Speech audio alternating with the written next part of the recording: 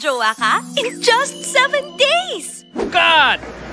Iba't 7 years na, wala pati. Misleading claims? Learn more at aac.com.ph. Ad Standards Council for Responsible Advertising.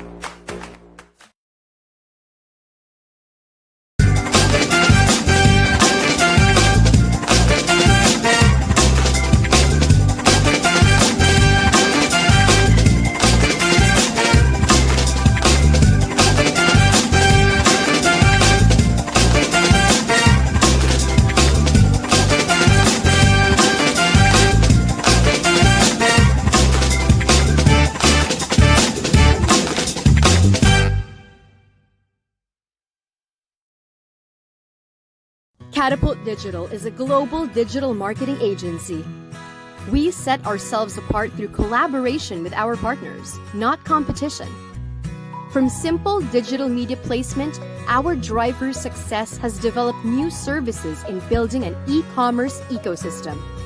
From market research, web tech and app development, search ad marketing, community management, and creative and content production, Catapult Digital remains united with their colleagues in their collective goal to make the digital space a better place for clients, consumers, and beyond.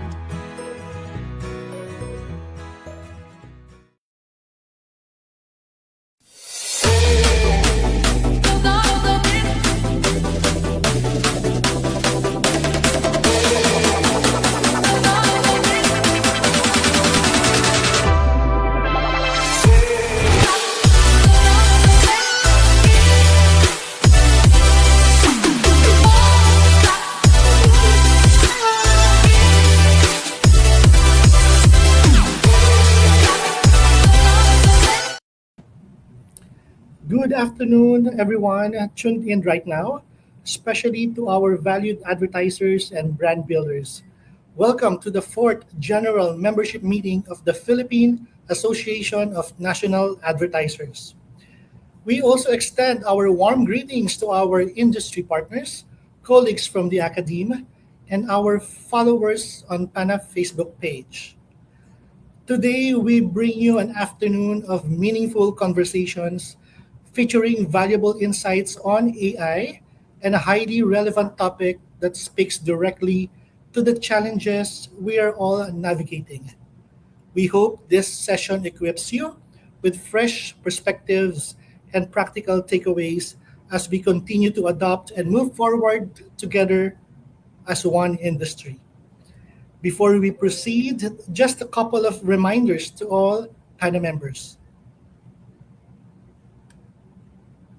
Enrollment is ongoing for the PANA Brand Academy Batch 2026. Upcoming industry rock stars, it's time to level up. Brand Academy 2026 is where sharp minds meet what's next in AI and marketing and brand building. Adopt fast, lead faster. Seats are filling fast. Don't miss the fun, the learnings, and the moment. Secure your slots now. Visit PANA website, PANA Facebook page, or inquire at email at pana.com.ph to register your team. Special thanks to Publici Media, TikTok, Unilab, the Asian Institute of Management, and to the Bank of the Philippine Islands. We also invite all PANA members to take a more active role in PANA by regularly attending our events and joining any of the PANA committees flashed on your screen. This is a great opportunity not only to gain insights into how we plan and execute our programs, but also to connect with fellow members, your PANA board directors, and of course, your PANA secretariat. Simply visit this link flashed on your screen and select the committee you'd like to be part of. Again, we invite all PANA members to take a more active role in PANA by joining any of the PANA committees flashed on your screen right now. So simply visit the link that you're seeing right now on your screen and select the committee you'd like to be part of. Join us today. We encourage all PANA members to keep your records updated with us. Should there be any changes to your representatives, please let us know so we can update our database promptly. This helps ensure you don't miss any important announcements and updates, of course, from PANA. And to everyone tuning in who is not yet a PANA member, Nako, this is your sign to join us. Be part of this dynamic community of brand builders, marketers, and advertisers who learn, share, and grow together. From traditional to digital advertising and now AI, from self regulation to responsible advertising, plus valuable research and insights from our trusted industry partners. All of these come together only here in PANA. So if you're ready to level up your game and stay ahead of what's next, we'd love to have you in our organization.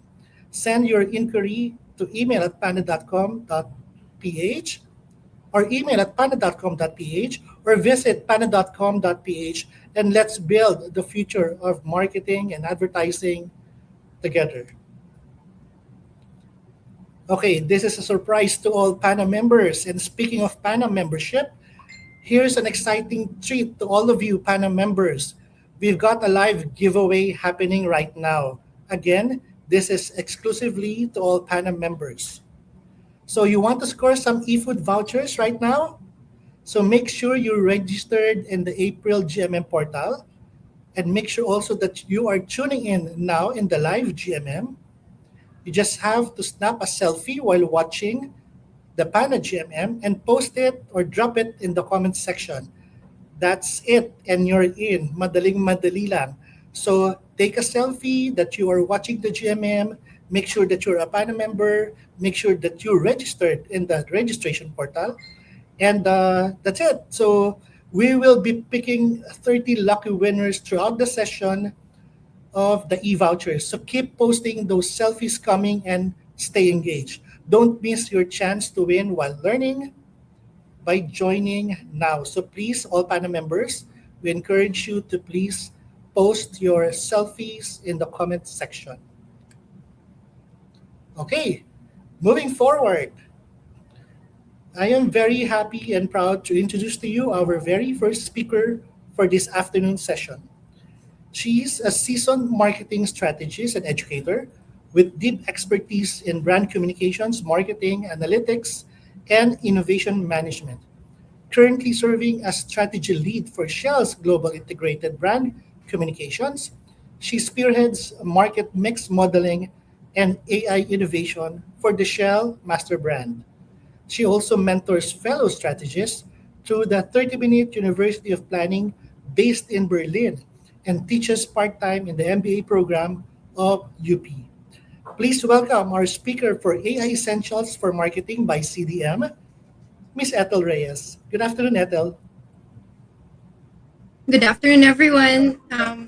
This is Ethel Sanchez, Sir Bobby, but it's okay. On behalf of CDM, I'm here to talk about how AI is transforming market insights. Um, so, every insight we produce is a result of a chain of thought, right? So, let's call it the value chain of thought. What we sense and gather, the observation and the data, observations and data points that we choose to gather, how we process that and how we interpret that, and how we choose to act on it, all of those steps in the process actually determine the value of the insight that we generate. Now, what's happening right now is that we humans have the option to outsource parts of that value chain of thought to AI. Yeah, and if we think about it through the lens of outsourcing, two disciplines become critical. One is understanding what we're outsourcing fully. Right? So first we need to understand it by heart, because if we don't, then we wouldn't be able to detect and fix it when it fails.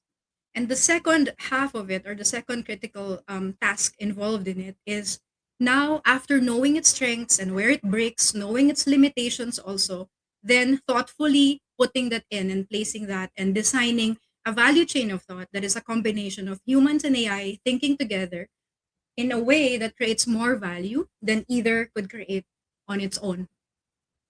Now, I have designed my sharing for today that way as well. So first, I will try to add some to that understanding of AI use in market research based on my own learnings and views from my collaboration work with some universities and from my own consulting work as well, where I'm able to do some hands-on AI experimentation, and then I will translate that into some thinking frameworks or thought starters that could help us, you know, design that value chain of thought where to place AI in our organization's unique inciting process, and of course, in light of its unique context and strategic priorities.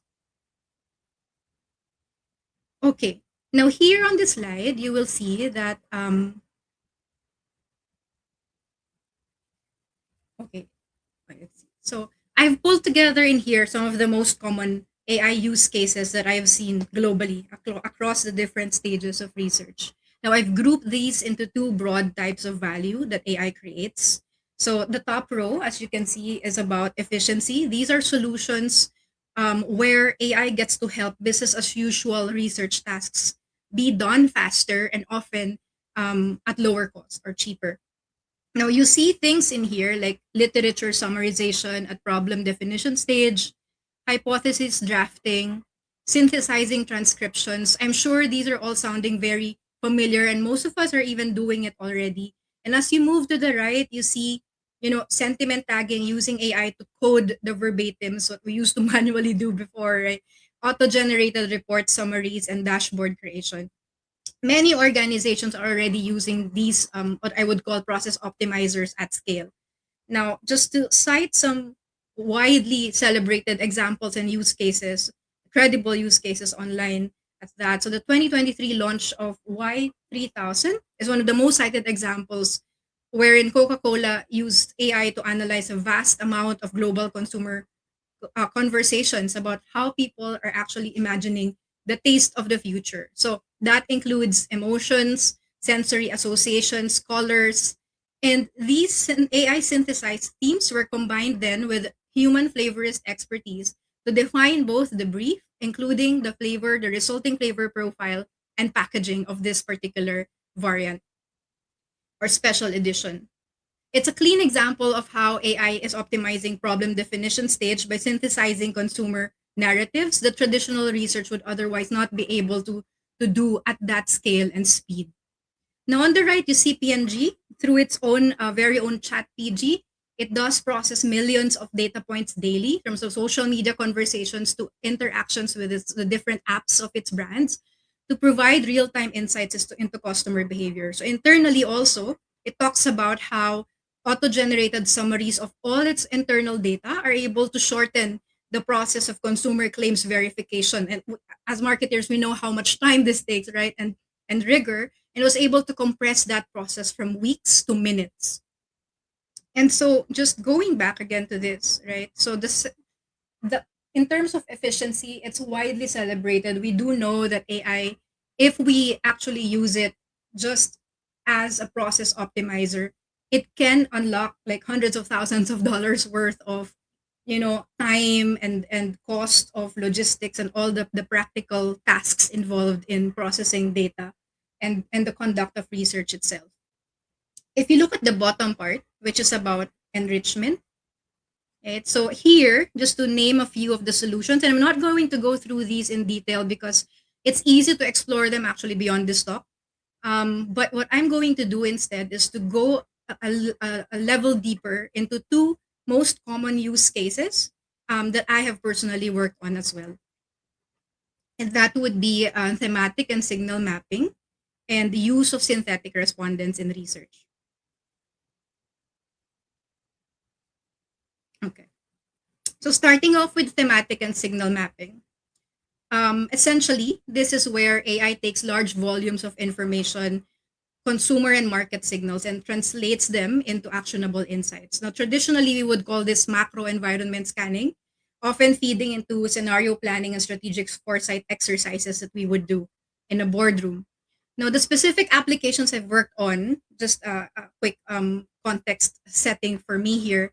Um, the specific applications I've worked on for this particular solution are highly confidential. So, what I've done here instead, and I'm about to show you, is to replicate the process using publicly available tools, in this case, Claude, to demonstrate how it's done. So, I just replicated it for purposes of being able to walk you through the process that I went through.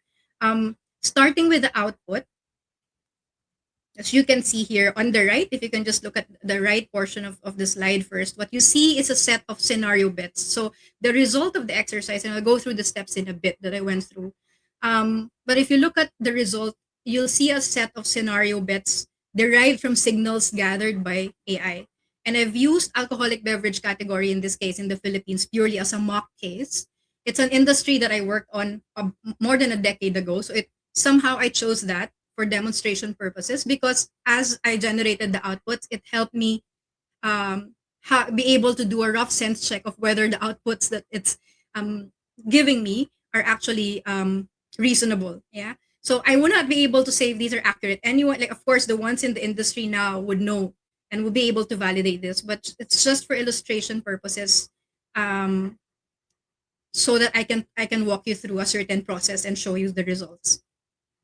So the task I gave it is to scan a list of sources and to help provide me, an alcoholic beverage company in the Philippines, strategic direction on which categories to go for in the next 3 years, in the short term and in the next 3 years, and which formats will be consumed more by people. So that's the overall task that I gave AI here.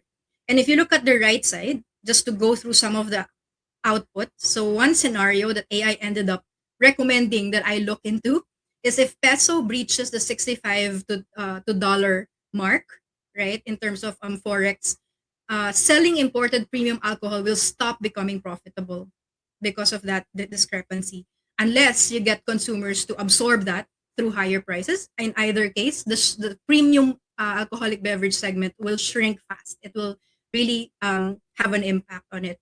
It stood out here because I asked it also, and you will see towards the end of the process, to help me prioritize on the basis of probability, business impact, falsifiability, meaning will I be able to track this particular signals over time and be proven wrong if things change. And the other one is, of course, right to play. So it stood out because even as AI tagged this particular scenario as a low probability scenario, business impact is high. Obviously, it's a profitability issue, or risk rather. Plus, it's easy to track and it's very cheap to act on. So it's there because it's AI is recommending probably to start thinking about some proactive P&L modeling for every SKU that you have, so that then you know which ones you can create a discontinuation plan for, or explore possibly already pre-negotiating some long-term, forex risk sharing with your suppliers, so that whatever happens, and if currency exchange moves towards this direction, you are covered by your contract. So it was able to bring that out alongside two more scenarios here, if you can see, pointing towards the need for a more nuanced RTD, ready to drink strategy in the Philippines, tailoring not just base alcohol types. It's not just about now gin based ready to drink or like a rum based ready to drink, but more of it's telling me because of all the data that it was able to get online about how people are consuming, what they look for, looking into consumer fora, what they talk about, where drinking is mentioned. That it is actually a combination of SKU, the pack size, ABV, alcohol content, flavor, right, are increasingly being important together to win in very, very specific and new drinking occasions that are happening. And in this case, it was surfaced by AI as a high impact one because of as it is coming out in the data that ready to drink is a category, a huge category growth driver. So the simulation that only took minutes for me to run, and it takes the same like short amount of time to do this in real practice. And it's just amazing how it can be done in such a short period of time, of course with limitations, and I'll talk about that in a bit. Something that I usually took me and some teams in the past that I was working with days to put together through a series of workshops. So how did we get to those strategic prompts? So just to go through the process, it's the same process that we use in traditional scenario mapping. In this case, I just prompted it to find signals from reputable industry data, reports, consumer fora, then asked it to sort and tag. So what we would traditionally do before with color-coded post-its on walls. So do that, look for what stands out, tensions, contradictions, and then move into a stage called what if. So get AI to challenge itself. If these were true, then what would we expect to see? What are the implications? And then I instructed it to challenge those assumptions. How could that be wrong? Yeah, so, and then get it to narrow it down and prioritize based on what matters most and what's actionable. There are a few clear advantages of outsourcing parts of this thought process to AI. First is that, as you can see, it allows us to cast a much wider net. Imagine the volume of data that it can like find online, of course, guided by your own parameters and prompts to make sure that it just sources the right data. But that's a huge volume of data. And it accelerates the clustering and the processing of that data, the sorting and the tagging. What used to take hours, again, just can now be done in minutes, even with large volumes of data. And third, it helps surface some tensions early in the process. You can prompt AI to surface the tensions. So, what is contradicting in all of these signals? And these are actually good, very, very good. As we all know in the practice of like strategy development, these are very, very rich areas of exploration where contradictions lie. And these are very effective thought processes that AI can surface early in the process. Fourth, which is my favorite, is that it helps mitigate some of our natural human biases. So when we do this manually, there's always the human tendency to favor obvious connections, the ones that we already know, the ones that reinforce what we already know, or our instinctive tendency to have to feel comfortable. To feel uncomfortable towards contradictions, anything that isn't matched, obviously, like or isn't like explicitly matching, or sometimes our failure to test our own assumptions, or even just personally I would admit that it doesn't come naturally to me to ask myself like how could I be wrong, what are the signals or the evidences that I can find um to prove me wrong, which then tells me how strong or how weak whatever my initial assumptions or hypotheses are. These are gaps in human thinking that AI can help with because it doesn't have ego. It's okay. You ask it to question itself, interrogate itself, and it will do that. And it can do that for us. So it can help counter the weaknesses of our minds, our natural tendencies, and protect signals and possibilities that our minds would otherwise sometimes overlook. Now, finally, once you've set this up, you can keep this Intel machinery running, constantly refreshing the signals. As the initial signals change, you can track how they evolve, and then the process repeats itself automatically to update your scenarios over time. So overall, you have something very close to an always-on radar or scenario or simply it's just a series of scenario planning workshops compressed into a single workflow that just keeps updating itself when market signals change. Now, of course, on the right, so you can see it doesn't come without limitations. First is, of course, the issue of error. So we do know that AI has a tendency to be overconfident. So that is something we need to take into consideration. What I would encourage though as a mindset towards this is to not treat error as a deal breaker. So but to approach it rather with a teaching lens. So when a student doesn't get something right, you don't give up on the student. Say, see, you don't work. Not even gonna give you a chance anymore. You don't give up on that student. So you examine the mistake and correct it. Applied to AI, it means we learn the patterns of its errors, find out when does it make an error, right? Where does it make errors? How come it arrives that it gets to that? And why do they occur? And building checks and tasks to account for these errors. That's a good start already. And over time, as it gets better, the errors should lessen, supposedly, but the eye and the mechanisms that we have to stay on top of it is already embedded in how we work with it. Second, AI-driven scanning. As you can see there, constrained signal visibility. So it's inherently constrained by what is accessible online. So of course, it's just scraping what's online. This means certain contexts and signals that are relevant to your consumer, your category, your market may be underrepresented. Okay, if they're underrepresented online, then it won't be able to, that's a gap in the scanning. Or they can be entirely absent, in which case this wouldn't work for you. So because of this, we all should develop just a high level of source literacy, like in the same way that we wouldn't trust a survey, right, in the past or any piece of research without understanding the profile of the universe and how the sampling was done and all that. We should interrogate data, AI data sources even more and understand where data is coming from, what's lacking, what the gaps are, and assess all the potential biases in the source pool. It's ideal to curate also your input sources. The ideal state is you get to curate that, have control over that, have access to tools that allow you to do that, and even like use tools or integrate your own proprietary data within secure environments. And of course, these are capabilities that come with some cost and complexity. But the ideal state is that you are able to curate the information or have a clear view, as clear as you can get, of what goes into it. And third is the bias towards what's most probable. So we all know about this, right? If you ask any LLM, whether that's Gemini or Claude or ChatGPT, to pick a number between 1 to 25, they would most likely give you 17 because it's the most statistically probable response. So that's how these systems are designed. So the implication is that AI will naturally miss some signals that are weak or that fall outside of the bell curve.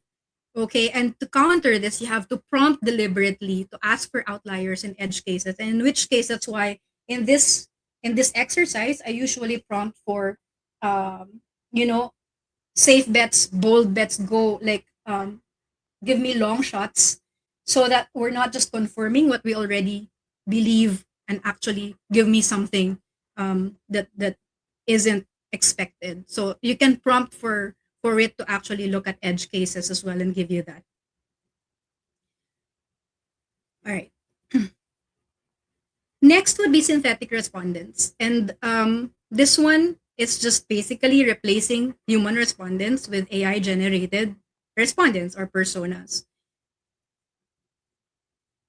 So this one is about generating virtual participants that simulate how real humans would respond in surveys and market research studies. And how you do it is that you train and prompt it using demographic data, using your own consumer surveys. So almost like build that persona through data that you already know, and ideally quality data. And then you generate the personas and you allow it to create the different personas. You validate if they're really behaving the way your segments or your target audiences think and behave. Okay, and then you do research with them. So basic, but as we know, like if just listening to it, imagine the amount of respondent recruitment savings one can get, how much you can save, hundreds of thousands of dollars you can save on recruitment and research logistics by approaching less people, either by just doing everything virtually through properly built personas or augmenting your human base with synthetic respondents.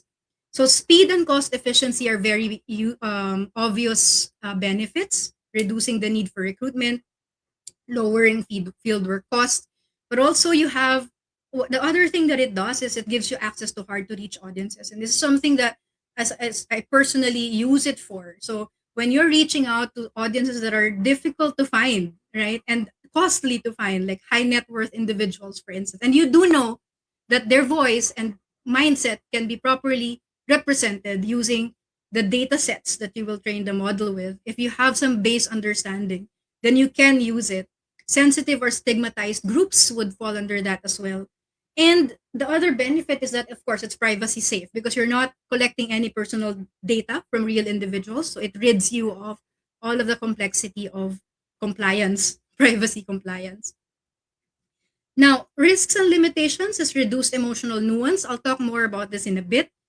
And same thing that I noted with thematic mapping, there's bias towards the average. So you have to deliberately prompt to address that.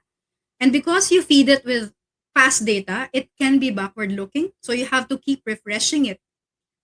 Anything that you think changes the way your consumer is thinking today, you have to feed that information in the model also for it to be as close as it can get to real people. And therefore, it's also very much dependent on real quality data. So the outputs are only as good as the data that you put in. So garbage in, garbage out. So another limitation is skill reliability. And this is important because it's easy to scale it. You know, like you just put some data in and it can actually like say, oh, give me 1,000, build me 1,000 respondents out of this data. It can do that very easily. But we need to remember it's a major limitation. It's not the same as like what you would get if you put more people in your research. It's just going to amplify whatever is the existing bias or imbalances in your data set. It will get amplified. So this is a major gap that needs a lot of validation work. How much can I scale this data? And it's different in like across different scenarios and usage and use cases, right? It's up to you to find out what is the threshold of scalability that your data set has without compromising integrity and data fidelity. And lastly, I talked about validation. There isn't any standardized industry way of validating it globally. And so this is something that you do from scratch, but a very, very important step in the process that you can't skip. And validation takes time. It pays off with a lot of savings, but this approach, but this one is something you create from scratch. Like you design it with the same researcher mindset. How do I compare this persona's outputs with actual human outputs? What level of overlap do I want? And you can set it usually at least 80% overlap in terms of responses, um, and overlaps across different parameters that are important to you, of course. But right now, that's something that you will have to build on your own. But it can pay off really greatly if you are able to do that. And of course, for me, it's a prerequisite to actually using synthetic respondents in business. Okay, I will take you through this one quickly. This should be fun. It's a highly confidential project again, so where I worked on evolving and validating a synthetic segment over time to be closest to how we needed them to be, and yielding 80% thematic overlap that was the benchmark, and consistency with responses and given by human respondents, and consistency with the decisions that we made, basing it on the human groups and basing it on what came out of the synthetic research. So the illustration is just showing us for purposes of us, like I simplified this, but imagine asking this persona what comes to mind when thinking about rising grocery prices. So I use this to illustrate, but of course in the actual pilot, we expose plenty of stimuli, a lot of discussions, a lot of fine tuning happened over time. This happened over a period of time, of course, but just for purposes of this demonstration, I gave each stage of the persona version a name that describes its nature and limitations. Now, first I fed some reports into the memory, some existing reports. And with that, I created someone too rigid, like a parrot. And when asked, it just like said exactly the same thing that I put. It's just spitting out whatever data I gave it. So it's a parrot. So what I did is like, okay, it needs more data sets, right, to process. So I prompted it to also scan some publicly reputable, publicly available data, some news and reports about the economy, about the social, some social economic environment. Then it turned into an analytical and detached expert. It had more to talk about, but very, very analytical, expert. So I needed it to feel, like I needed it to have some emotion. So I did that through deliberate prompting. So tell us about how you feel as well about this.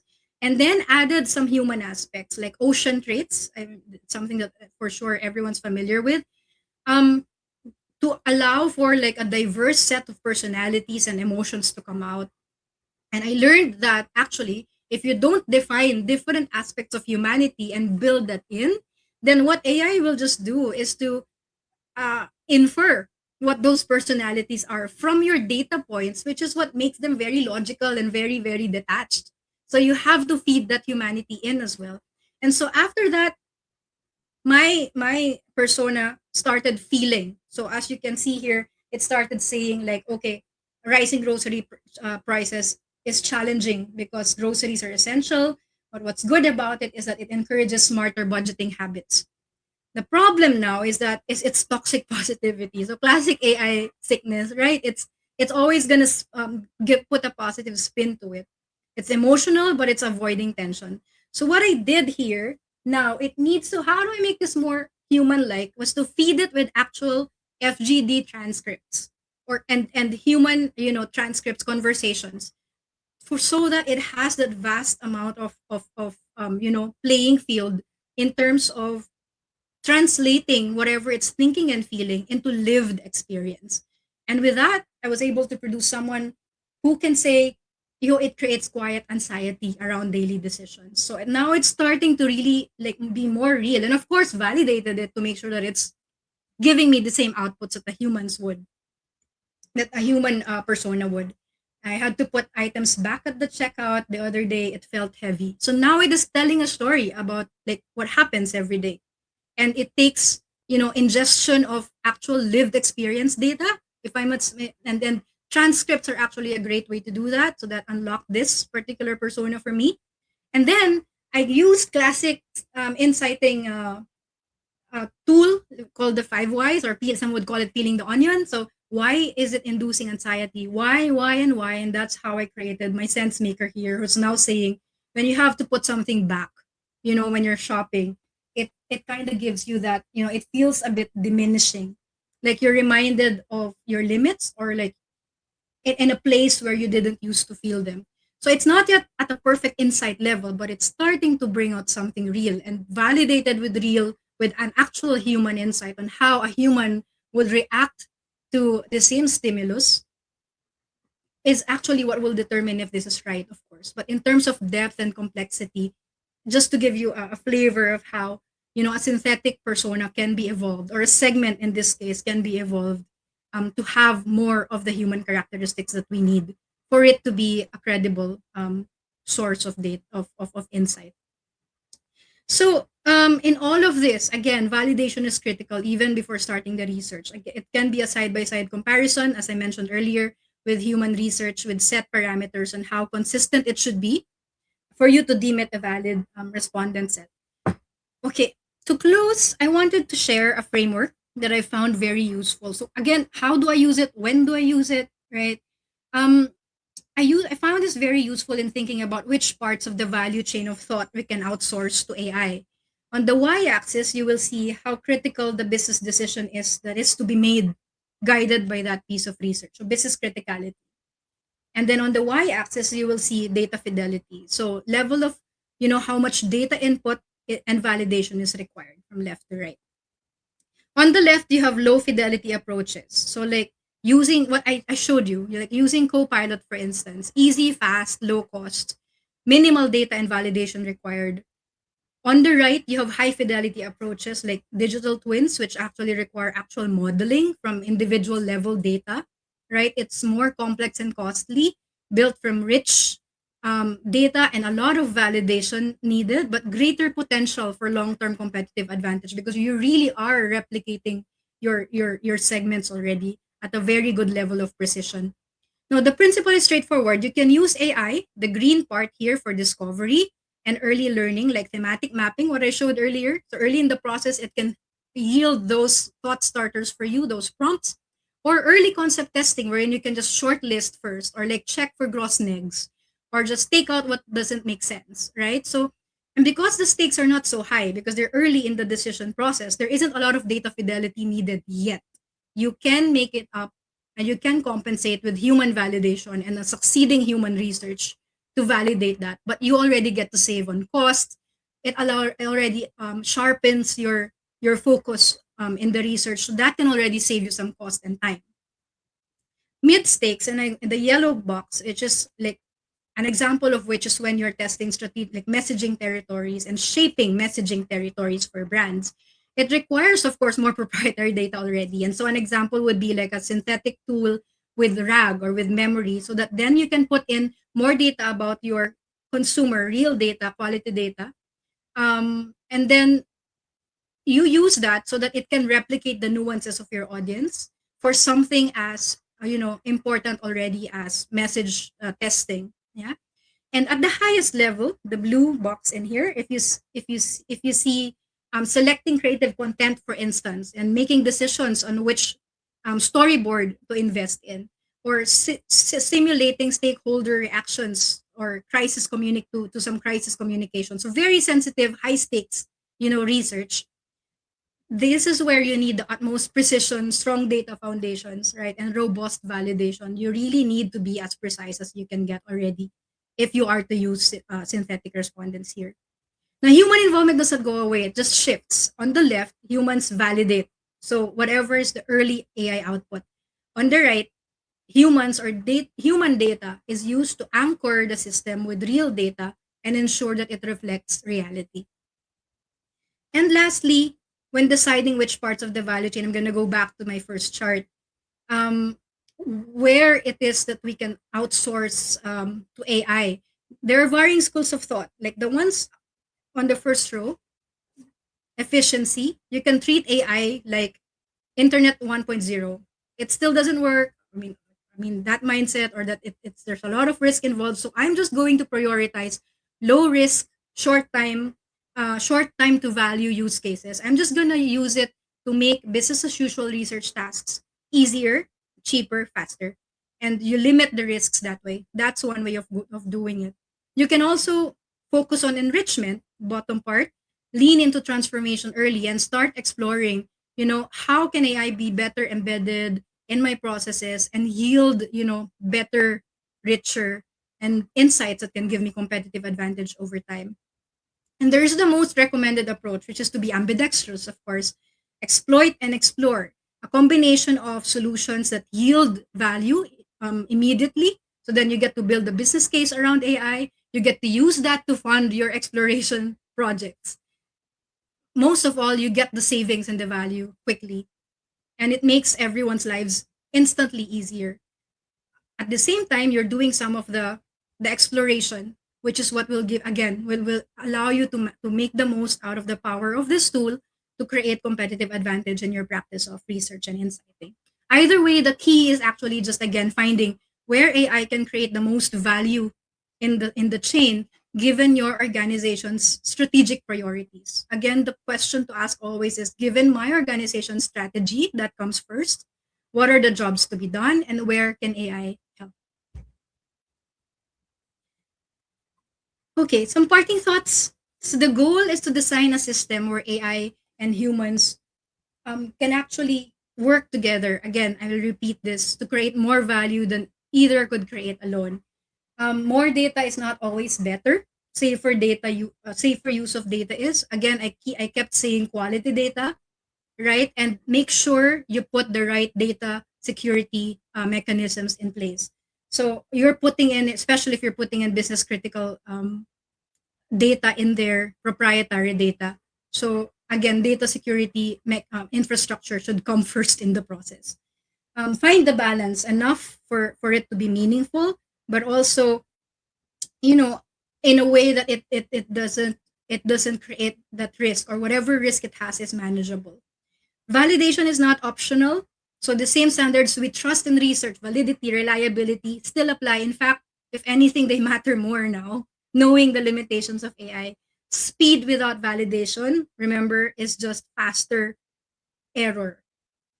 And here I want to actually like highlight also that AI is just a multiplier. So used thoughtfully, it can expand how far we can reach.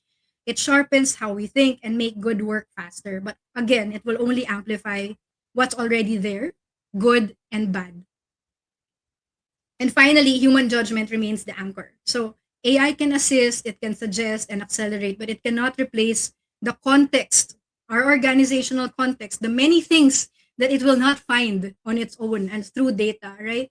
Judgment, and of most importantly, it cannot replace human accountability.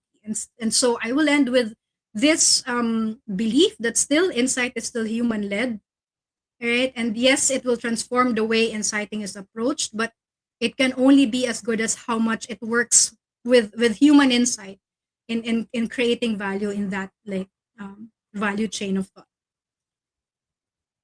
Okay, I end with that.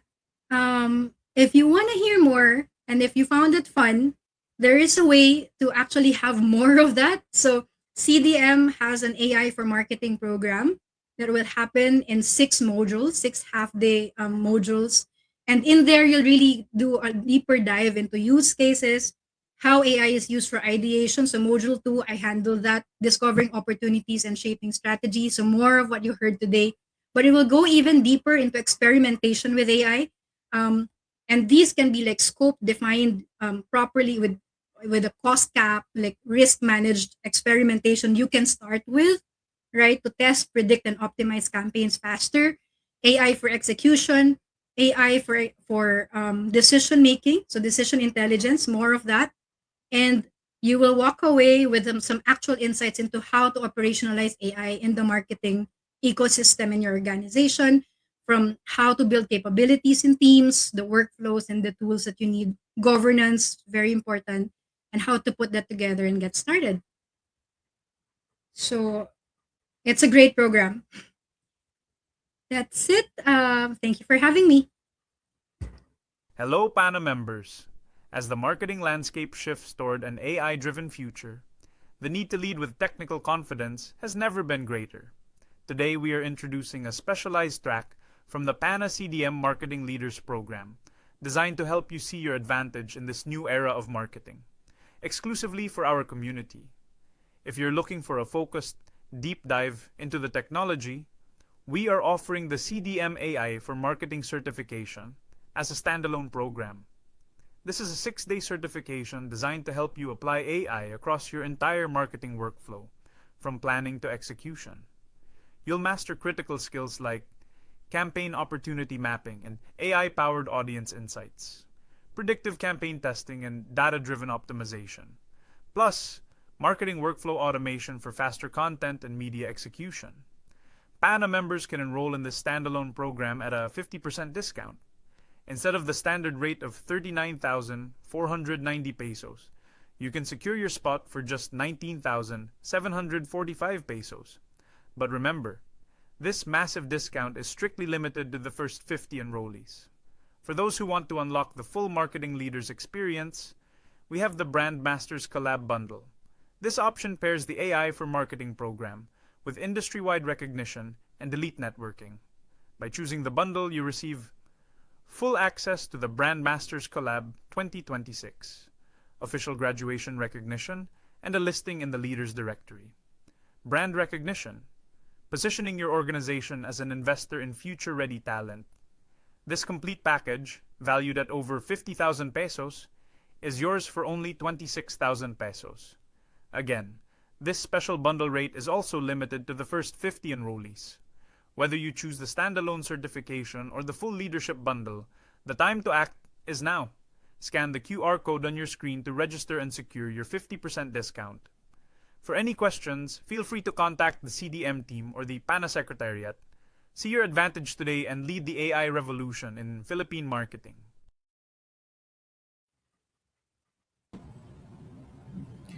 Thank you very much, Ethel Sanchez. strategy lead for Shell's global integrated brand communications. That's very, very insightful. Thank you so much, Ethel. Thanks, Sir Bobby.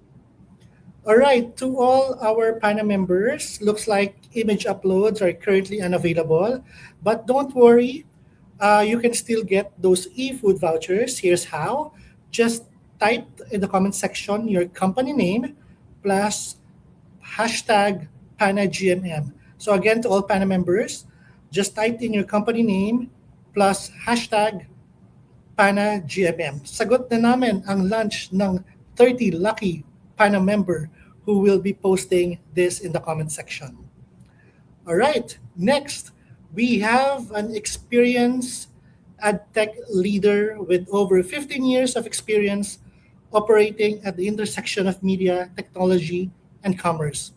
He was one of the founding members of Google AdX product, where he led the buy-side programmatic marketplace across Europe. After relocating to Singapore, he launched and scaled Tesco's DSP's business across APAC before leading the Southeast Asia operations for independent DSPs, Adform, and Kepler Media. He has also spent several years building startups and also served as an investor at Temasek Singapore's Sovereign Wealth Fund, giving him a unique perspective across the big tech, startups, scale ups, and investment in technology businesses.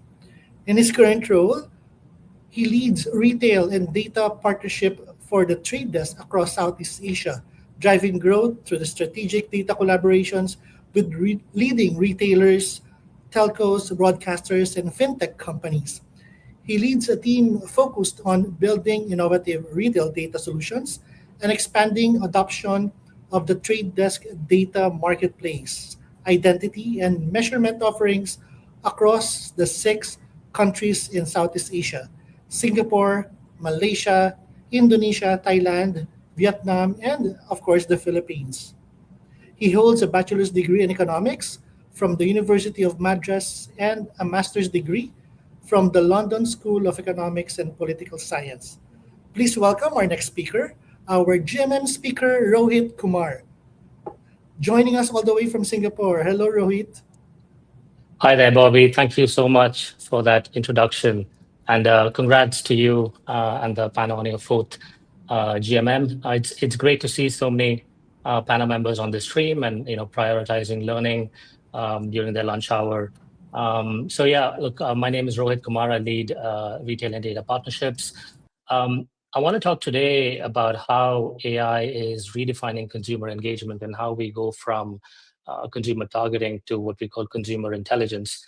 Um, I am aware that sessions like this can sometimes be a lot to take on. I think as marketers, we're all finding that we're having to become incredibly technical. Words like LLM and RAGs are all part of our dictionary.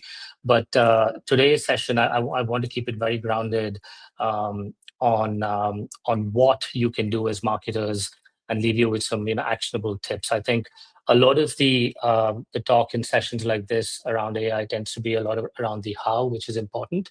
But I think fundamentally we're all marketers, right? And what I would like to leave you guys with is, hey, what can I do, and how can I leverage this breakthrough technology to be better at my job? Um, okay, so let's get started. So maybe just before starting, a quick introduction into the trade desk itself. So the trade desk, we like to think of ourselves as the largest independent media buying platform. The word independent is important, and I like to stress on that.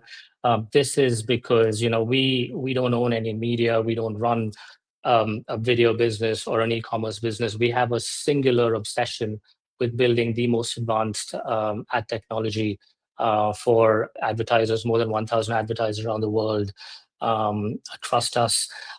We were founded in 2009. We went public in 2016. We're listed on the NASDAQ.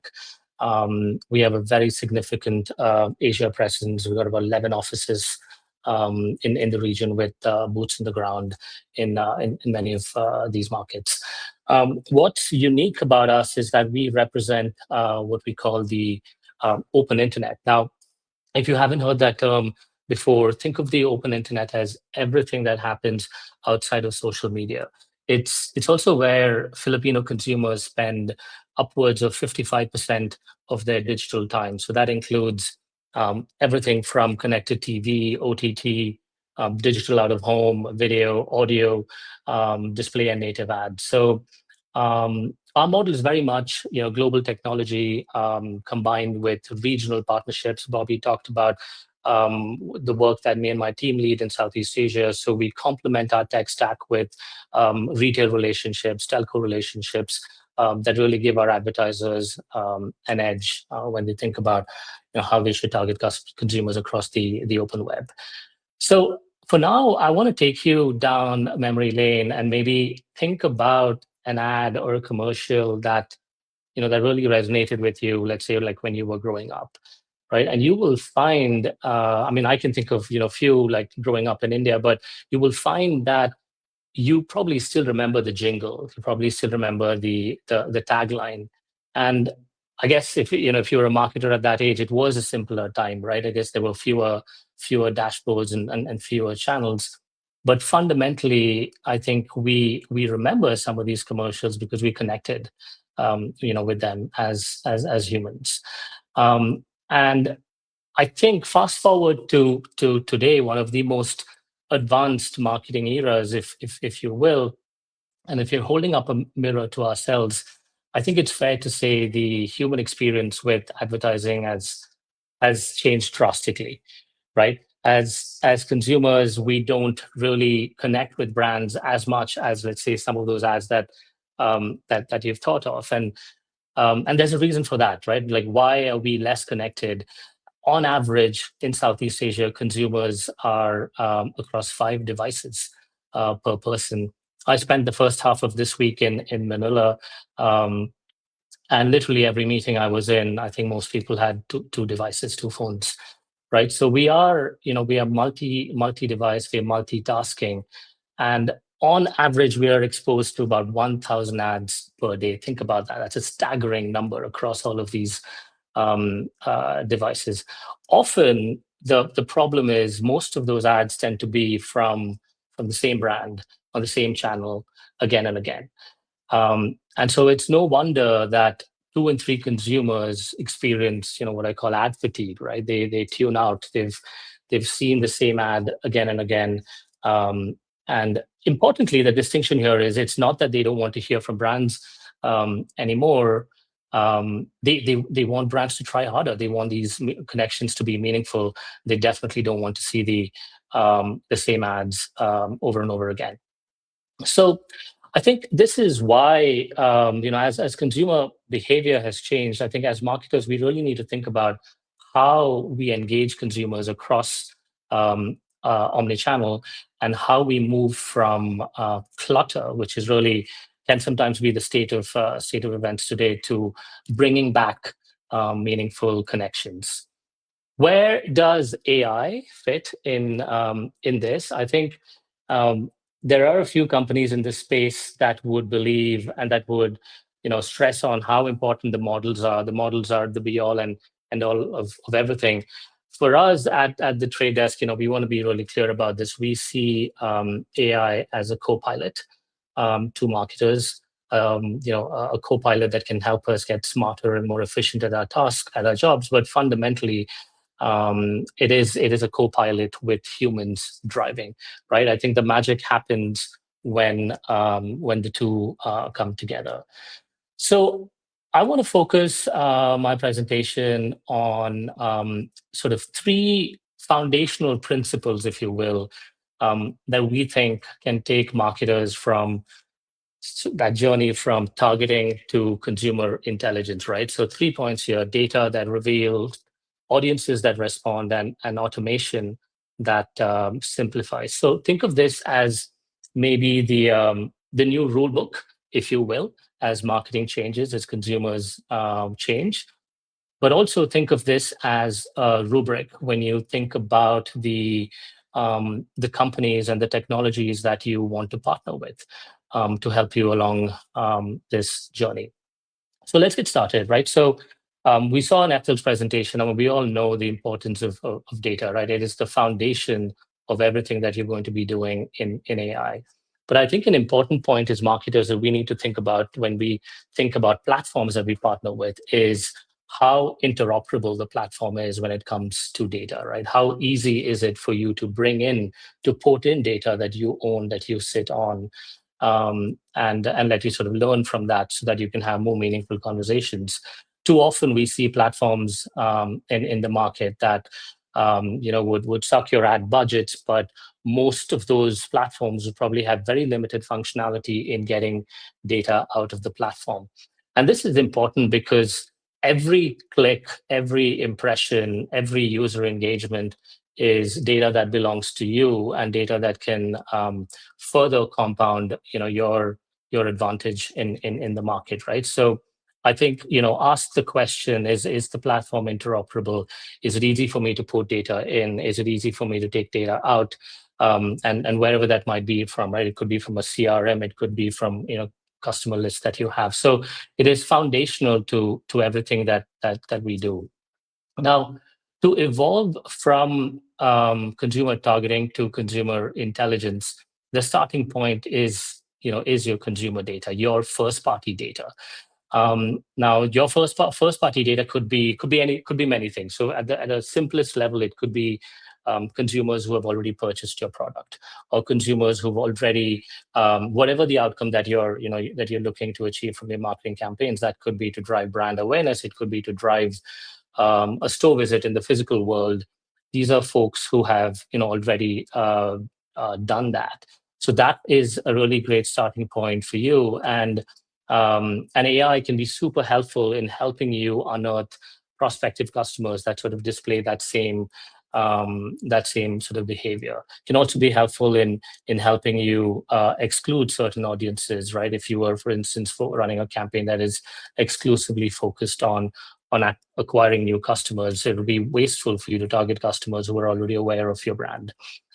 So the starting point is always first party data. So I'd say to move to this sort of a world, the first step is what we call start with your seed, right? So seed is just sort of picking up on LLMs, because I'm sure that's on everyone's mind. So think of the seed as your prompt. It's what you start with. It is a blueprint, if you will, of your best customers, your ideal customer profiles. And you start with that to train our platform, or any good platform for that matter, to say, hey, go out into the world and find me more customers that look like this, right? And as with any other LLM or any other task that you are getting AI to do for you, if you get that wrong, and that's going to affect the output as well, right? So it's so important for you to start with that.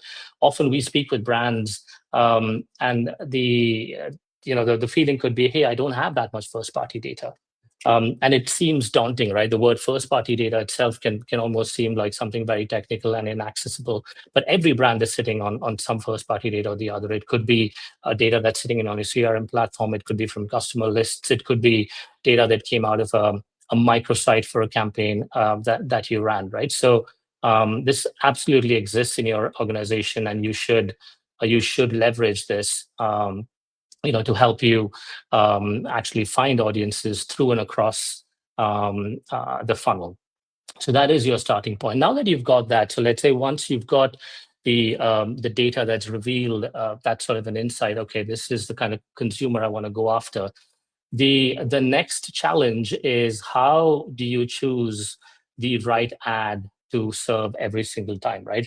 And I think this is where the sheer scale and where AI can truly be your co-pilot and your friend sort of comes into place, right? So most good platforms can evaluate impressions in real time and find the ones that are worth bidding for. And let's make the distinction here, right? So in our world, what happens is we operate a live spot market. So think of this as real-time opportunities for you to be having a sort of communication with your consumers. That could be on CTV, OTT, it could be on display, it could be on any of these channels. And on our platform, for instance, we listen to 20 million bid requests, or think of bid requests as an opportunity to serve and to serve a message every single second. So this is, a not insignificant amount of data that's processed in real time, and it matters because what that does is we filter out the impressions and the bid requests that are not relevant for you, right? For instance, they might be on a channel that's historically low performing, or it might be on a device that's low engagement. So this is all happening, in the flash of an eye, in sometimes in 100 milliseconds. So when you think about, again, going back to a rubric for platforms, think about their ability to process this much amount of data. So from a trade desk perspective, on average, we listen to around 100 million variables every single second, right? So think about the amount of compute that's required to do that. And I think going back to the data reveals an insight, and these real-time marketplaces allow us the opportunity to find the perfect ad opportunities across omni-channel in real time using that data. So I think this is another sort of a point you have to keep in mind when you think about, hey, who is the right partner that I can partner with? Is my data interoperable? Can I move my data in and out? And does the company or does the platform have scale, to do this in real time and across all channels? So I think, sort of going back as I start closing, when you think about this sort of new rule book, right? So data that reveals an insight, audiences that can be expanded, and AI that helps you automate. That sort of becomes the foundation of an omni-channel campaign. So this is when you start going from clutter to actually telling stories again. As an example, that could be when you think about campaigns that run across channels, right? It becomes almost almost a synchronous dance across these three different channels. So, for instance, a digital out of home is an amazing medium to prime attention and drive that upper funnel activity to make consumers aware of your brand, perhaps on over transit media or in a morning commute. Audio then reinforces that and deepens recall.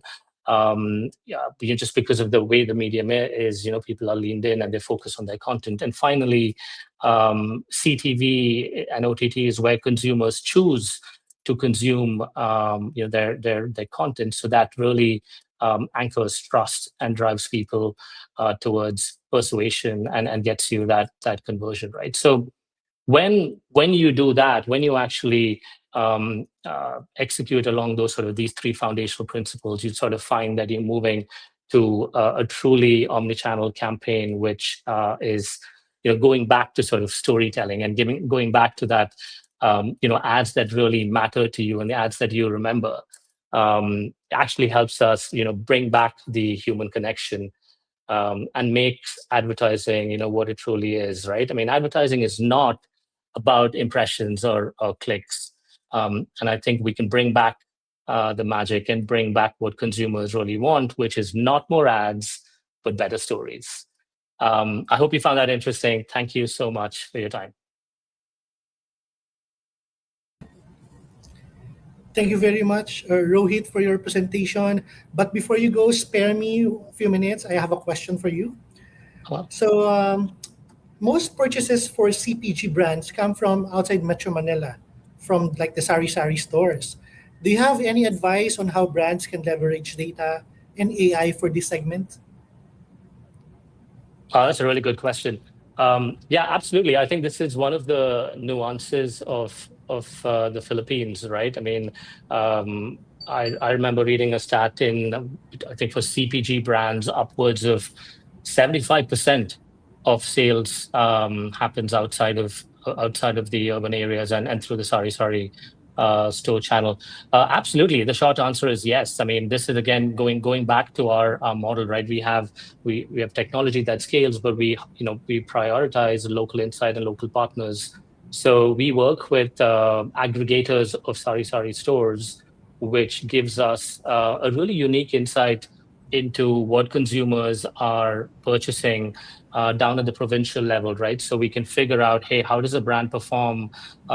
Is this brand over-indexing, versus the average, or is this brand losing out to competitors? And again, that is a signal that can be used and activated, on the trade desk platform. So I think that is actually a really good example of where local nuances sort of come in, and you kind of leverage AI plus the human element, right? So this is where, and this is actually something that the market's been telling us, and we've sort of gone out and done this partnership. So yes, the answer is it's 100% possible. And if you're a CPG advertiser today, you should be talking to our teams about it. Interesting, Rohit. Thank you very much once again.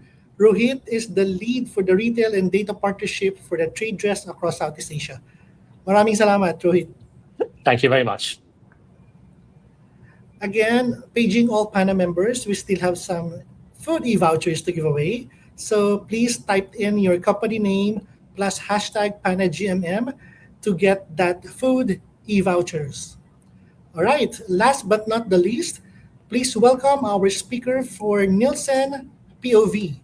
He began his career at Nielsen and has been with the company for 8 years, starting as a research specialist on the pioneering Gracedot team in 2018. He now serves as the country lead for mid-market sales. He works closely with small to medium-sized brands, agencies, and broadcasters.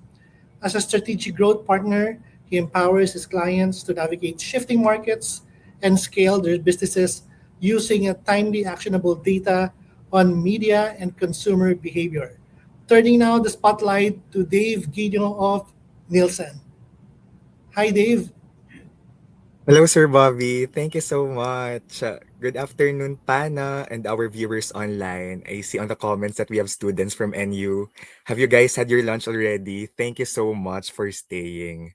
I'm Dave, and I'm the lead for mid-market sales at Nielsen. So Nielsen, we are a premier global media intelligence platform dedicated to providing the most accurate, independent measurement of audience behavior across all channels, platforms to empower the industry with the truth. But before we dive in, we would like to extend a special thank you to Sir Bobby for briefing us on the specific needs of PANA members right now. He highlighted how crucial it is to understand how we can help brands navigate this ongoing energy crisis. So both from a consumer and a brand perspective. To answer that call, today's presentation is actually the latest installment in our ongoing Nielsen Insight series. You might recall that last month, my colleague Winlove kicked things off by showing us how the broader media landscape is evolving. He shared how multi-screening has become the norm, how AI is reshaping how consumers find and choose brands, and why understanding the hyper-local motivations of rural consumers is key to winning their trust. Building directly on that foundation, today we are zooming in on how the current energy crisis is fundamentally altering daily habits. Over the next few minutes, we are going to look at the latest consumer data, see how it mirrors past disruptions, and show you how to use these trends as a blueprint to keep your brands visible, relevant, and growing.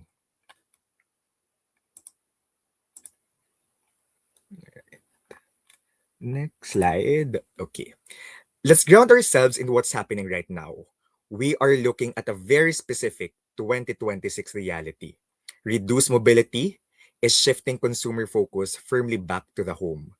With the recent government announcements of 4-day work weeks, private companies implementing hybrid and work from home setups, even major developers cutting mall hours due to the energy crunch, Filipinos are staying put.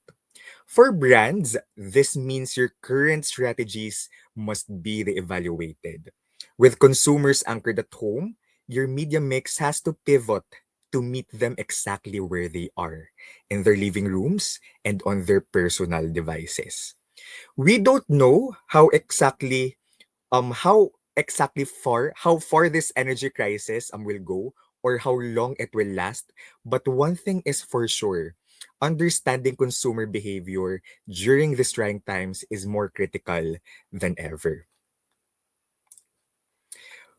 When a crisis hits, a brand's first instinct is to often cut cost or even go dark.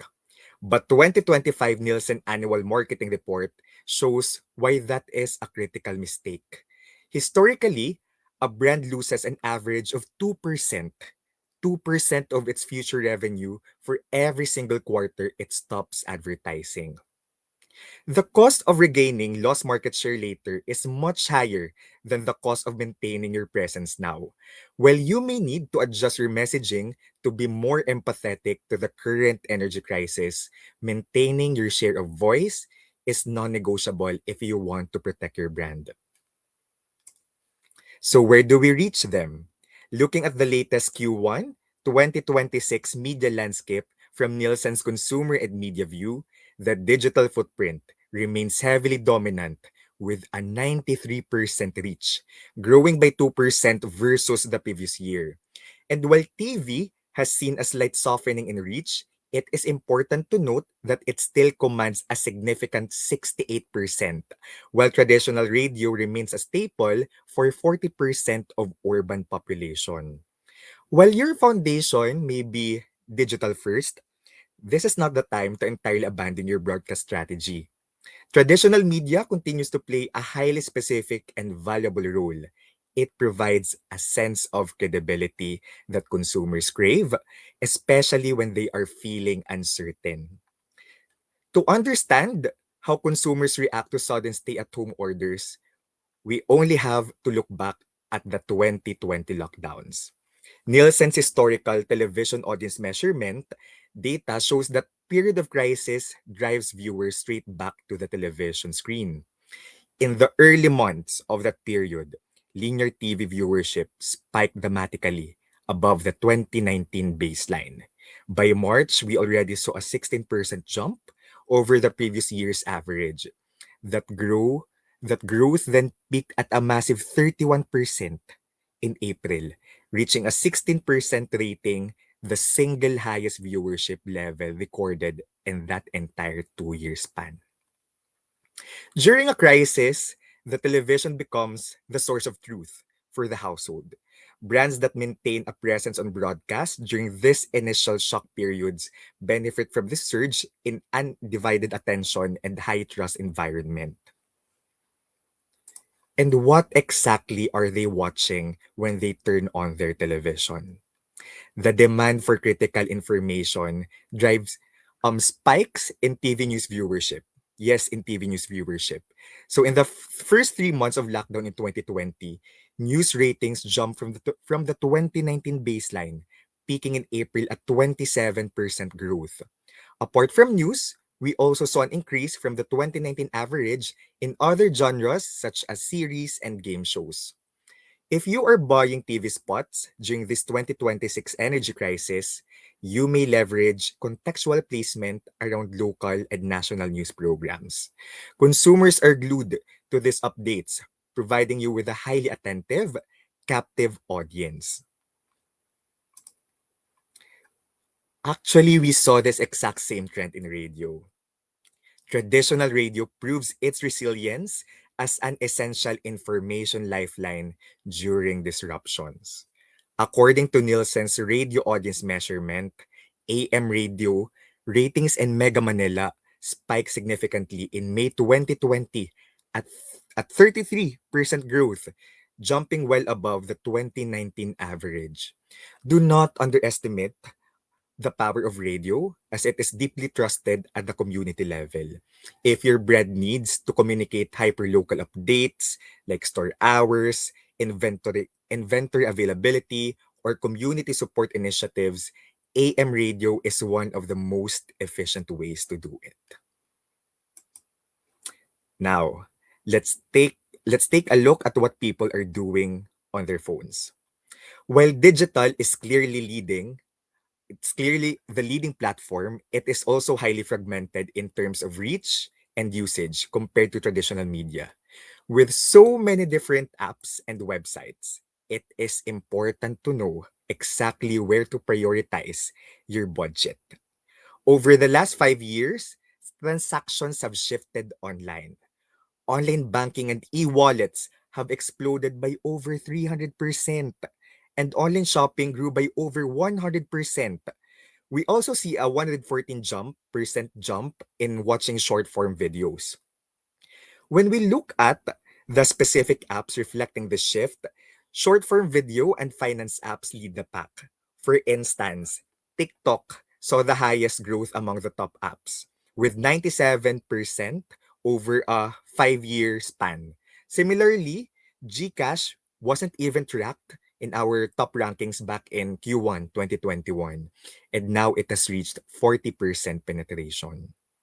For brands, this highlights two strategic imperatives. You need to view e-wallets not just payment gateways, but also as an emerging prime advertising real estate. Second, the phone isn't just for social media anymore. It is the consumer's bank and shopping mall. You may consider exploring these leading categories: online banking, e-wallet, e-commerce, to maximize reach, visibility, and impact for your brands. That hunger for information we saw on television, it extends online, driving double-digit growth for top digital news platforms. Sites like GMA News and ABS-CBN News have seen significant jump in reach. Billionario and News 5 are actually trending up based on ABC Urban respondents from our latest Q1 2026 Consumer and Media View survey. Consider shifting a portion of your digital budgets toward premium trusted local news site. The biggest shift in the living room is the screen itself. As my colleague Winlove shared last month, connected TV is growing significantly, reaching a 35% penetration across urban Philippines by the end of 2025. But when we zoom in on high-value audiences, that ownership is expanding even more rapidly, highly evident among urban upper class and upper middle class households. By Q1 2026, CTV adoption hit 78% for urban ABC1 homes, showing a 4% growth versus the previous year. And this is not just an urban phenomenon. Last year in Q3, for the first time, Nielsen surveyed rural Philippines for our consumer and media view data. And in rural areas, more than half of these upper and upper middle class homes already own a CTV, with 7 out of 10 ownership. This year, we'll see how this will change as we survey again in rural by Q3.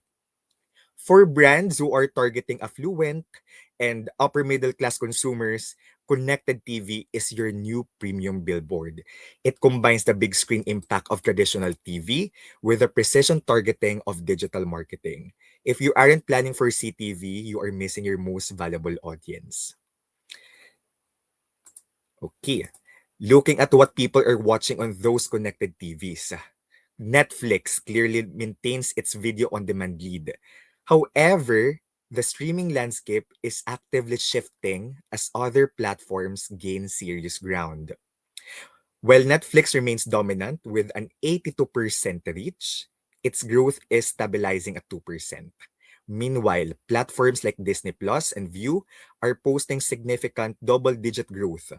Disney Plus surged at 18% versus previous year, bringing its penetration up to 41%, and View grew by 15%, reaching a 31% penetration compared to early last year. As the streaming market becomes more competitive, consumers are naturally fragmented across multiple apps to follow their favorite content. For brands, this suggests it is strategic to diversify your VOD investment. Adopting a multi-platform strategy ensures you capture broader incremental reach rather than risking fatigue or wasted frequency by oversaturating the same viewers on just a single app. The advertising world is definitely taking notice. As CTV adoption rises, global marketers are poised to increase their ad investment in this space. According to the 2025 Nielsen Annual Marketing Report, 56% of marketers globally report plans to increase their spending on CTV formats. CTV inventory will inevitably get more competitive as more brands transition their budgets. You can start running your test campaigns on connected TV now to build your benchmarks and secure your footprint. Furthermore, to ensure your investments are truly working for you during this energy crisis, you need to actively measure the incrementality of these placements. Ultimately, all of these trends point to a highly empowered and highly analytical consumers. Compared to the general population, urban consumers aged 18 to 39 demonstrate higher confidence in digital shopping and online price comparison. When we look at their exact mindset, these key behaviors stand out. First, they are loudly telling us, I am comfortable buying things from the internet. A sentiment they are 29% more likely to agree with. Second, discomfort has shifted into a clear preference, with many agreeing, I rather shop online than in store. Third, they are price sensitive. They admit, I compare prices on different platforms before I buy online, a behavior they are 27% more likely to exhibit before checking out. For brands, this means simply having a digital presence is no longer enough. You must be highly visible and clearly communicate your value proposition. Right now, Filipinos are naturally tightening their budgets. And to help you understand what is driving this, our upcoming Q2 Consumer and Media View survey is capturing new psychographics specifically related to the energy crisis. To win the consumers today, it is not enough to just show up on their screens. You need to meet your consumer with empathy and prove that your brand is the smartest, safest choice during an uncertain time. To tie everything together before we close, I want to leave you with these three key thoughts. The Q1 2026 data proves that consumers are already deeply comfortable transacting and engaging through screens. But as this energy crisis limit mobility, we are calling on all brands to make a strategic home-centric pivot. You must be able to shift your media strategies to meet your audiences where they will be spending their time more, and that is at home. So here is how you navigate this shift. First, do not underestimate the power of traditional media. History and data both show us that television and radio consumption spike during time of uncertainty. You may use TV and radio not just for broad reach, but to build deep trust and act as a reassuring presence in their living rooms. Second, offline activities have shifted to digital. Because your consumer is staying indoors, you can prioritize visibility on the platforms where actual daily transactions are happening. Finally, connected TV is your new premium billboard. With 78% adoption in affluent and upper middle class homes, CTV is exactly where you need to be if you want to reach your highest value audiences with the big screen impact of traditional TV and the precision of digital. To help you navigate this major pivot locally, Nielsen is continuously expanding our capabilities. So very soon, happy to share that we will begin measuring advertising spend on CTV, connected TV, which will give you more clear visibility into the competitive landscape of your specific categories.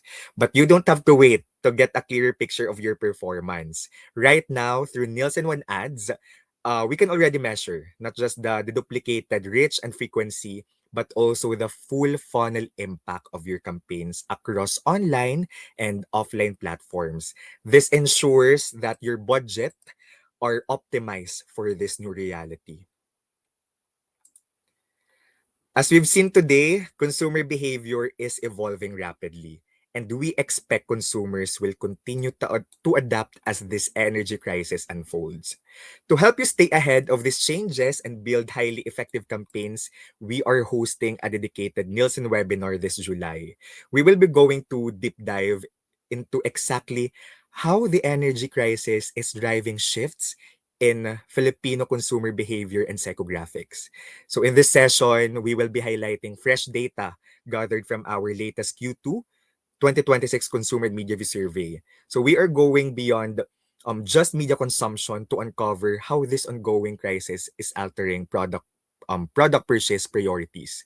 We will also unpack the latest psychographics with regard to the energy crisis. So because you are a PANA member and you are here on GMM staying here until the end, we want to give you priority access today.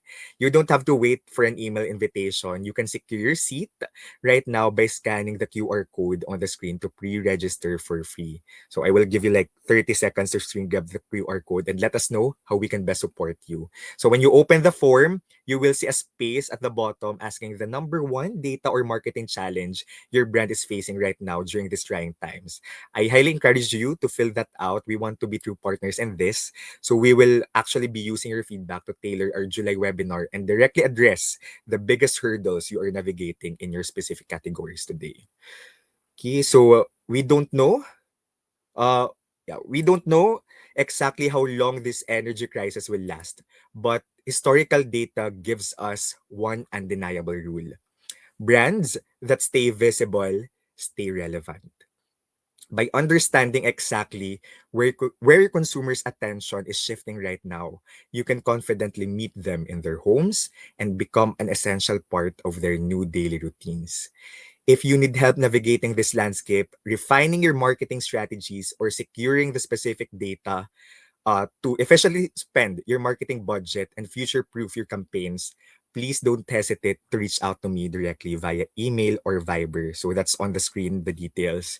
So we look forward to seeing you all at next month's GMM for another Nielsen POV.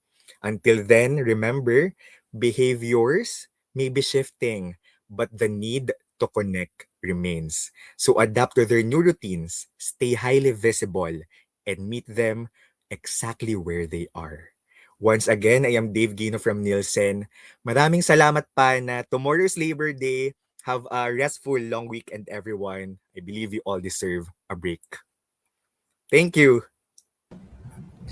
Thank you very much, Dave, for that very interesting and very useful data sharing, especially to our PANA brand builders. No, so very interesting that I will not let you go away with not asking you kahit one question lang. Okay? So, unahan na natin ang future session mo. Ito na. So, ang question ko is, are these trends, the trends that you share, is the same trends happening on TV and radio right now in 2026? What do you think? Yes. So, thank you so much, Sir Bobby, on that. So definitely we are seeing the same trend, especially on radio. So we've run data like this week for out from March, from March. So our latest Nielsen radio audience measurement from March shows a similar trend. So with AM radio growing 13% compared to the 20 uh compared to the 2025 average. So yes, in March kasi the war broke out in February. So in March, there was a spike in terms of ratings versus the 2019 total average of radio listenership.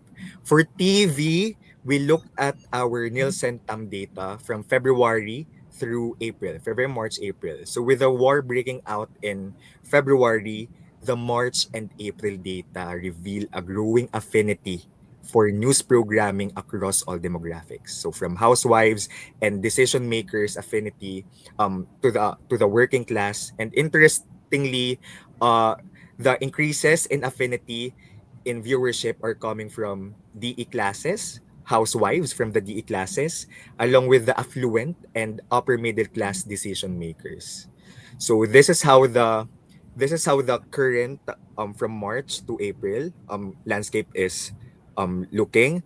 And again, if you want to know more, because currently we're really surveying right now for our Q2 data, that includes like the purchase habits as well. What they are prioritizing. So this is something that we will be able to share on our July webinar.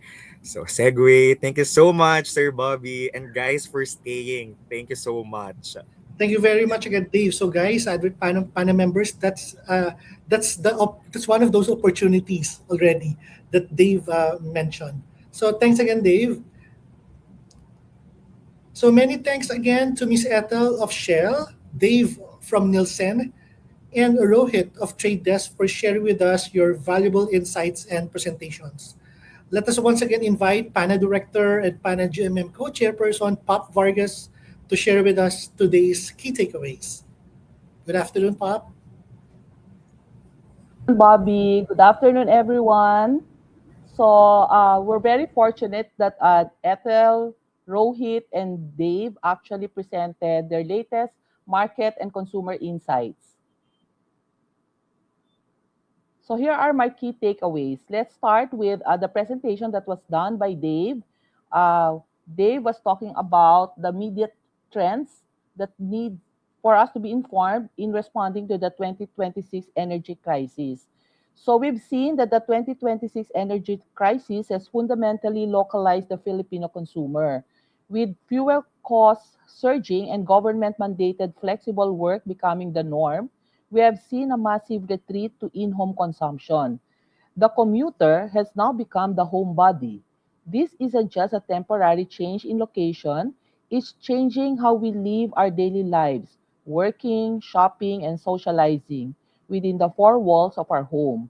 When mobility shrinks, the screen becomes the consumer's only window to the world. Therefore, as behavior shifts indoors, media habits have also polarized, and our strategy as marketers must follow. First, the trust reflex.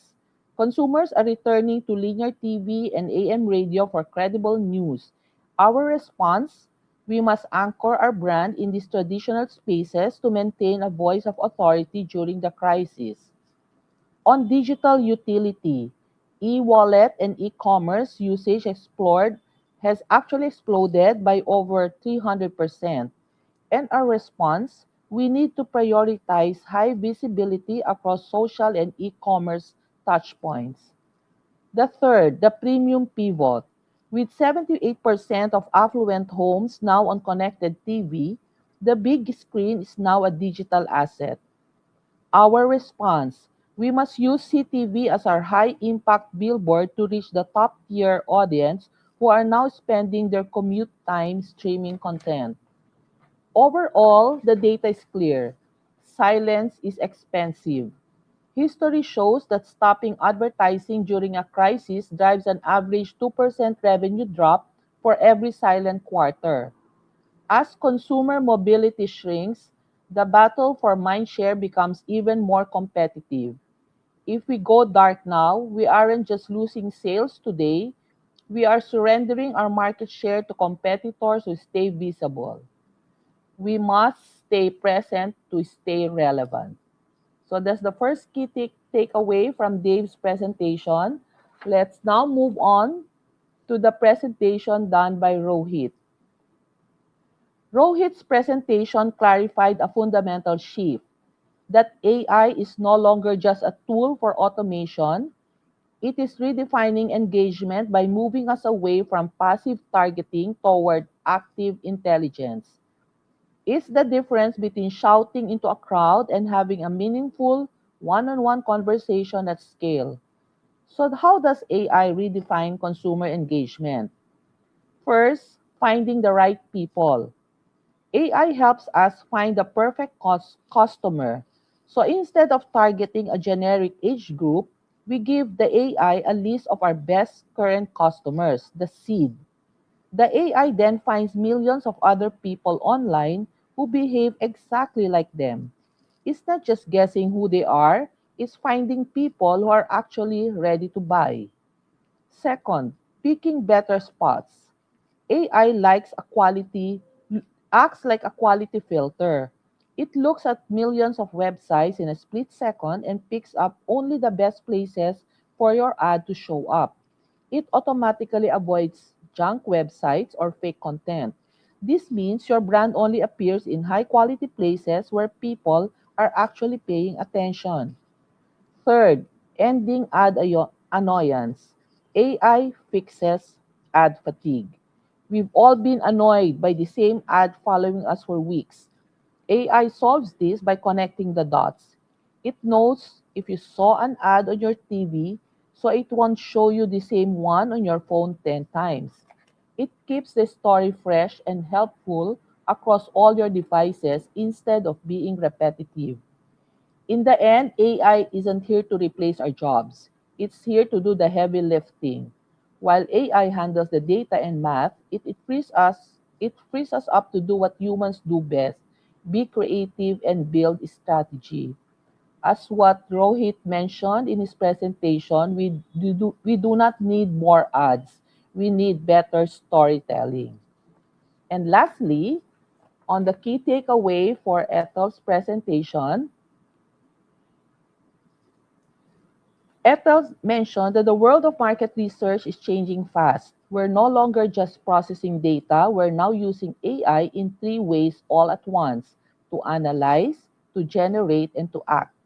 With new tools like multimodal signals and computer vision, we can see insights that were invisible just a few years ago. To to stay competitive, we need AI to help us do two things at the same time: build on what we already know and explore what we haven't seen yet. So, what does this mean for our day to day work? There are three big shifts. First, efficiency versus enrichment. AI helps us move faster as auto summaries, quick drafts, cleaner workflows, but it also opens new doors like tension mining and causal modeling that help us uncover deeper insights. Second, on synthetic respondents, we can now simulate human feedback using AI generated personas. The best ones don't just repeat data, they act like sense makers, giving early emotional and directional reads without long lead times. Third, signal to strategy.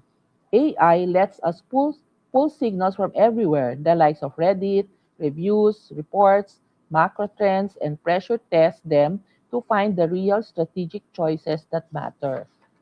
But here's the most important point: speed without validation is just faster error. AI is a multiplier. It sharpens whatever you feed it, whether good or bad. That's why validation stays non negotiable.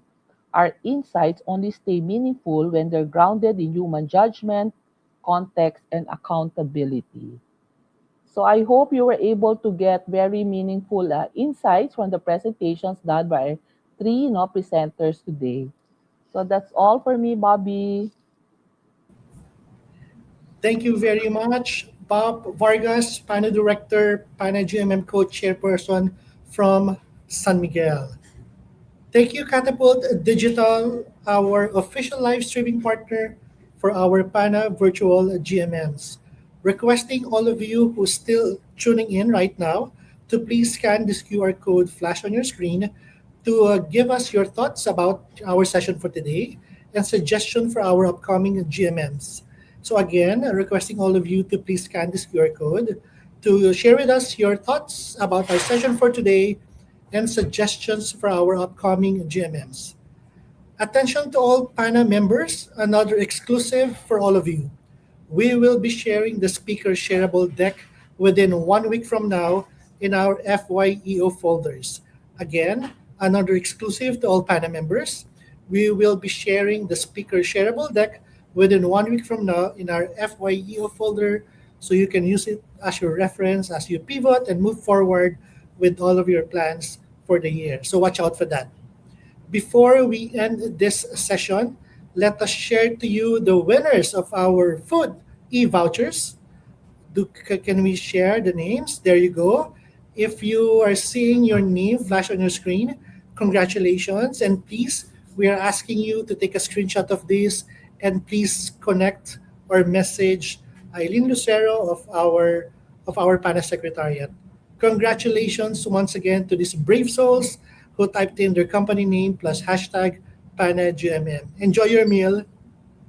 Thank you to all of you joining us this afternoon. This is your PANA Executive Director, Bobby Simborio, encouraging all brand builders, advertisers, and industry leaders to shape the future of advertising and brand building with truth, responsibility, and purpose, leveraging on technology and innovation to create a society that is informed, compassionate, and trustworthy. Wishing everyone a continued safety and good health. Stay hydrated, mainit po ang panahon, and let us remain united in prayer for peace in our country and the whole world. To God be the glory. See you all on May 28th for our next PANA GMM.